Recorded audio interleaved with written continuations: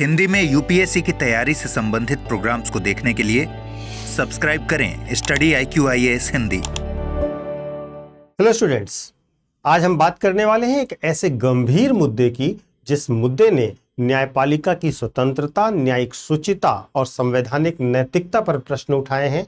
राजनीति के द्वारा न्यायिक नियुक्तियों में जो हस्तक्षेप होते हैं उस पर प्रश्न उठाए हैं। वास्तव में बंबई हाई कोर्ट में जज की नियुक्ति के लिए आरती साठे के नाम की रिकमेंडेशन करी है उच्चतम न्यायालय के कोलेजियम ने। इस रिकमेंडेशन के आते ही पूरा विपक्ष सरकार पर प्रश्न उठा रहा है कि किस प्रकार से आपकी पार्टी की एक पूर्व प्रवक्ता को हाई कोर्ट का जज बनाया जा रहा है।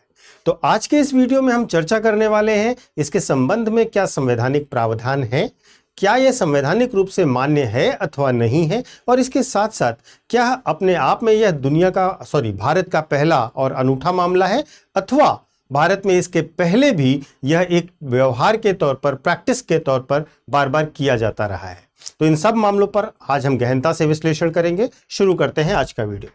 तो टॉपिक है भाजपा की पूर्व प्रवक्ता आरती साठे बनेंगी हाईकोर्ट की जज। बॉम्बे हाईकोर्ट के लिए इनकी नियुक्ति की जा रही है।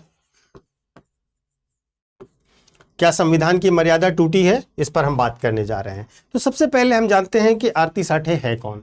देखिए, आरती साठे जो है वो एक अधिवक्ता हैं और महाराष्ट्र में प्रैक्टिस करती रही हैं।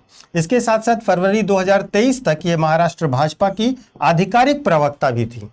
उन्होंने अपने राजनीतिक करियर में भाजपा की तरफ से कई मीडिया इंटरव्यू और प्रेस कॉन्फ्रेंस का हिस्सा भी लिया है और एक वकील के रूप में उनका कानूनी अनुभव और योग्यता भी प्रूवन है। देखिए, बहुत सारे जटिल टैक्स वाले जो मामले होते हैं, बेसिकली जो डायरेक्ट टैक्स वाले मामले होते हैं, उनकी ये एक्सपर्ट हैं। जैसे कि सेबी के साथ जो ट्रिब्यूनल्स होते हैं, जैसे सिक्योरिटीज अपीलिएट ट्रिब्यूनल है, customs excise service tax appellate tribunal है, इन सब के केसेस इन्होंने लड़े हैं। साथ ही साथ ये वैवाहिक मामलों में भी जो विवाद होते हैं उनसे जुड़े मामलों में भी वकालत करती रही हैं। लेकिन विवाद की जड़ इनका वकील होना नहीं है, विवाद की जड़ है इनकी राजनीतिक पृष्ठभूमि। 2023 से पहले ये भाजपा की आधिकारिक प्रवक्ता थी, भाजपा की मुंबई की लीगल सेल की हेड भी थी और इन्होंने बाद में रिजाइन यद्यपि कर दिया था। और जहां तक इनके परिवार की बात की जाए तो इनका परिवार भी और बीजेपी और आरएसएस से जुड़ा रहा है। इनके पिता अरुण साठे जो हैं वो बहुत बड़े वकील हैं और वे जो पूर्व लोकसभा स्पीकर रही सुमित्रा महाजन, उनके भाई भी हैं। अरुण साठे बीजेपी की राष्ट्रीय कार्यकारिणी में रह चुके हैं और साथ ही साथ वे बीजेपी की टिकट पर मुंबई से लोकसभा का इलेक्शन भी लड़ चुके हैं। तो इतना स्ट्रॉन्ग पॉलिटिकल बैकग्राउंड होने के कारण विपक्ष को यह नियुक्ति राजनीति से प्रेरित लग रही है और न्यायपालिका में जो हस्तक्षेप है बीजेपी का उसके तौर पर दिखाई दे रही है। हम बात करेंगे इस विवाद की शुरुआत कैसे हुई। तो देखिए, 28 जुलाई 2025 को सुप्रीम कोर्ट कोलेजियम ने बॉम्बई हाई कोर्ट के लिए 3 वकीलों आरती साठे, अजीत कडेथांकर और सुशील धोड़ेकर को जज के रूप में नियुक्त करने की सिफारिश की। लेकिन जैसे ही आरती साठे का नाम सामने आया, विपक्ष ने इस पर सवाल उठाया। विपक्ष का यह कहना है कि एक ऐसी शख्सियत जो हाल तक सत्ताधारी पार्टी यानी कि बीजेपी की प्रवक्ता थी, उनकी हाईकोर्ट जज के रूप में नियुक्ति न्यायपालिका की निष्पक्षता पर सवाल खड़े करती है। और ये यकीनन एक प्रश्न तो उठता ही है कि क्यों इस तरीके की नियुक्ति की गई। अब देखिए, किस तरीके से होती है हाईकोर्ट में जजेस की नियुक्ति, वह भी जान लीजिए। तो देखिए, इनके लिए जो हाईकोर्ट में जज बनने हैं, जो उच्च न्यायालय का न्यायाधीश बनना है, जो उच्च न्यायालय के न्यायाधीश नियुक्त किए जाते हैं, उनके लिए कम से कम 10 साल की अधिवक्ता का अनुभव होना चाहिए और उसके साथ साथ 10 वर्ष तक उन्होंने न्यायिक कार्य का अनुभव भी प्राप्त किया हो। इन दोनों में से कोई एक होना मस्ट है, उसके बाद ही इनके नाम की रिकमेंडेशन की जाती है। लेकिन इनके नाम की रिकमेंडेशन कैसे की जाती है, उसके लिए कोलेजियम सिस्टम है। देखिए, जो सुप्रीम कोर्ट के जजेस का कोलेजियम सिस्टम है, एग्जैक्टली वही कोलेजियम सिस्टम हाई कोर्ट के जजेस के लिए नहीं है। हाई कोर्ट के जजेस के नियुक्ति के लिए कोलेजियम सिस्टम में क्या होता है कि जो उच्च न्यायालय के मुख्य न्यायाधीश होते हैं, जो संबंधित राज्य के हाई कोर्ट के मुख्य न्यायाधीश होते हैं, ये प्लस वहां के 2 सीनियर मोस्ट जज, ये रिकमेंडेशन करते हैं किन लोगों की नियुक्ति की जाए हाई कोर्ट के जज के तौर पर। फिर यह रिकमेंडेशन जाती है सुप्रीम कोर्ट में, उच्चतम न्यायालय में, और सुप्रीम कोर्ट में chief justice plus 2 senior most जज, इनके नामों को फिर से देखते हैं, और उसके बाद ये लोग जब रिकमेंड करते हैं प्रेसिडेंट को, तब प्रेसिडेंट उसको अपॉइंट करते हैं एज अ जज ऑफ हाई कोर्ट। तो अभी तक की स्थिति यह है कि सुप्रीम कोर्ट के कोलेजियम ने यह रिकमेंडेशन राष्ट्रपति के पास भेज दी है। ठीक है, तो यह पूरी प्रक्रिया है जिसके अंतर्गत हाई कोर्ट के जजेस की नियुक्तियां होती हैं। अब हम देखें कि क्या वास्तव में ऐसा कभी हुआ या नहीं हुआ। तो इसमें देखिए, सबसे पहला और सबसे ज्यादा लिया जाने वाला नाम जस्टिस बहारुल इस्लाम का है।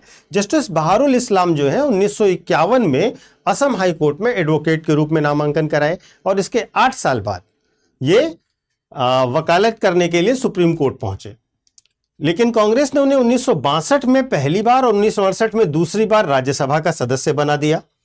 7 जुलाई 1979 को बहारुल इस्लाम को गुवाहाटी हाई कोर्ट का चीफ जस्टिस नियुक्त कर दिया गया, और इसके बाद वे 1 मार्च 1980 को रिटायर हुए और कुछ महीनों बाद उन्हें सुप्रीम कोर्ट का जज नियुक्त कर दिया गया। तो एक पॉलिटिकल पार्टी को बिलोंग करने वाले एक पॉलिटिकल पार्टी के सांसद को न्यायाधीश बनाया गया और सुप्रीम कोर्ट में जज बनाया गया। इसकी मिसाल है बहारुल इस्लाम साहब।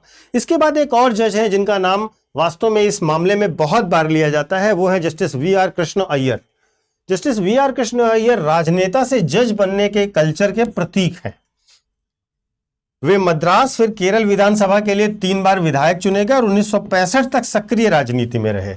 उसके बाद 1968 में उन्हें केरल हाई कोर्ट का जज नियुक्त कर दिया गया। 71 से 73 तक वे विधि आयोग के सदस्य भी रहे। 1973 में भारत सरकार ने उन्हें सुप्रीम कोर्ट का जज नियुक्त कर दिया। तो देखिए, ये पॉलिटिकल पार्टी से जज बन जाना और जज बनने के बाद वापस पॉलिटिकल पार्टी जाना, इसका भी केस है हमारे पास बहारुल इस्लाम साहब का। इसके बाद एक और नाम है जस्टिस आफताब आलम का। Justice Aftab Alam Patna high court में पहली नियुक्ति के कुछ साल पहले तक आफताब आलम भारतीय कम्युनिस्ट पार्टी के सदस्य थे। उसके बाद 27 जुलाई 1990 को उन्हें पटना हाई कोर्ट का जज नियुक्त कर दिया गया।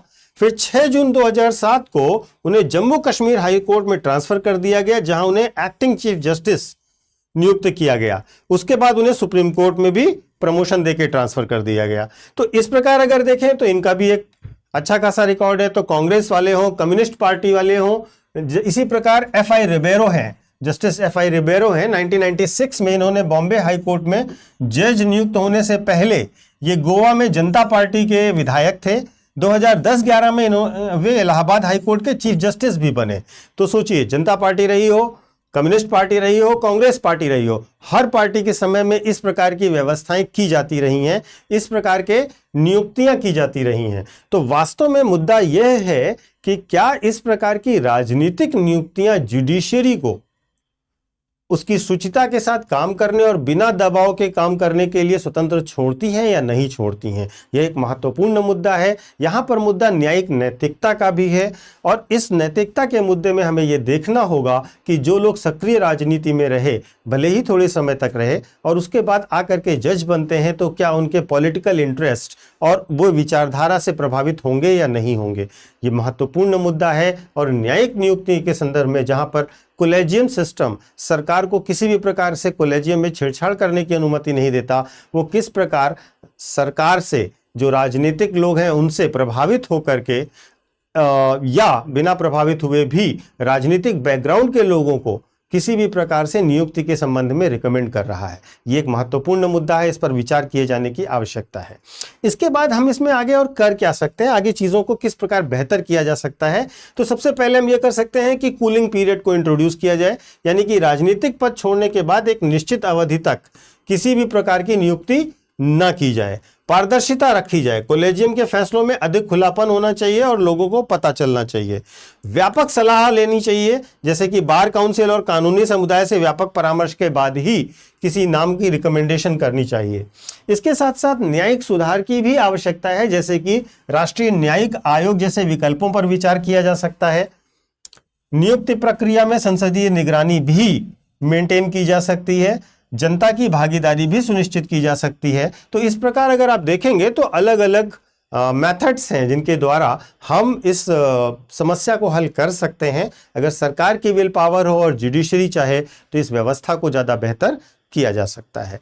तो ये था ये पूरा मुद्दा। आपके लिए विचार करने वाला प्रश्न यह है कि आप अवश्य सोचकर बताइए कि क्या इस प्रकार जो पॉलिटिकल पोस्ट होल्ड करने वाले लोग हैं उनको थोड़े समय के बाद न्यायपालिका में, वो भी उच्च न्यायपालिका में अच्छे पदों पर, न्यायाधीश के पदों पर नियुक्त किए जाने से मामले प्रभावित होने की संभावना होती है या नहीं, अथवा आप ये मानते हैं कि इस प्रकार की नियुक्तियां सामान्य हैं, सबने की हैं, इसलिए किए जाने में किसी प्रकार की कोई समस्या नहीं है। अपने विचार अवश्य बताइएगा कमेंट करके। आगे हम बढ़ते हैं और एक छोटी सी घोषणा करना चाहते हैं उन बच्चों के लिए जो वर्ष 2026, 2027 या 2028 में यूपीएससी की तैयारी करना चाहते हैं।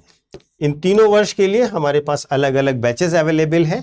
फाउंडेशन बैच से लेकर के एडवांस लेवल तक के बैचेस हैं। जो बच्चे अभी 3 साल के बाद देने वाले हैं उनके लिए अलग बैच है, जो मिड में देने वाले हैं उनके लिए अलग बैच है, और जो इसी वर्ष यानी कि 2026 में देना चाहते हैं उनके लिए अलग बैच है। हमारे बैचेस हिंदी में, इंग्लिश में और इंग्लिश मीडियम में चलते हैं, और आप चाहें तो किसी भी तरीके के बैच में एडमिशन ले सकते हैं। इस कोर्स में एडमिशन लेने से आपको क्या फ़ायदा होगा? आपको 18 बुक का सेट मिलेगा। प्री मेंस और इंटरव्यू की स्पेशलाइज्ड लगातार तैयारी मिलेगी। प्री से पहले पूरे कोर्स का रिवीजन प्री के हिसाब से कराया जाएगा, मेंस से पहले मेंस का रिवीजन पूरा एक साथ कराया जाएगा, और इसी प्रकार इंटरव्यू जब आप देने जाने वाले होंगे आफ्टर मेंस, तो आपको इंटरव्यू से पहले इंटरव्यू गाइडेंस प्रोग्राम भी दिया जाएगा। ये सब फ्री ऑफ कॉस्ट होगा, केवल आपको इस कोर्स के लिए जो फीस लेनी है वो लेनी है। तो अगर आप 2028 के लिए यूपीएससी के लिए हमारे यहाँ इनरोल होते हैं तो आपकी जो फीस पड़ेगी वो 45,999 है, और अगर आप इस फीस पर एडमिशन लेना चाहते हैं तो आपको ये कोड, जब आप ऐप में जाएंगे या वेबसाइट पर जाएंगे तो वहाँ पर पूछेगा आपके पास क्या कोई कोड है जिससे आपको डिस्काउंट दिया जा सके, तो आप इस कोड का इस्तेमाल कीजिएगा, पीके लाइव कोड का, और इसकी वजह से आपको एक अच्छा डिस्काउंट ऑफर होगा। तो शुभकामनाएं आप लोगों को। अभी अगर आप एनरोल होना चाहते हैं तो एनरोल हो जाइए, क्योंकि हमारे नए बैचेस जो हैं वो 12 अगस्त से शुरू हो रहे हैं शाम को 6 बजे से। तो बहुत शुभकामनाओं सहित, और सभी लोग कमेंट करके मेरे प्रश्न का उत्तर अवश्य दीजिएगा जो प्रश्न मैंने अभी आपसे इस टॉपिक के डिस्कशन में पूछा। Thank you so much.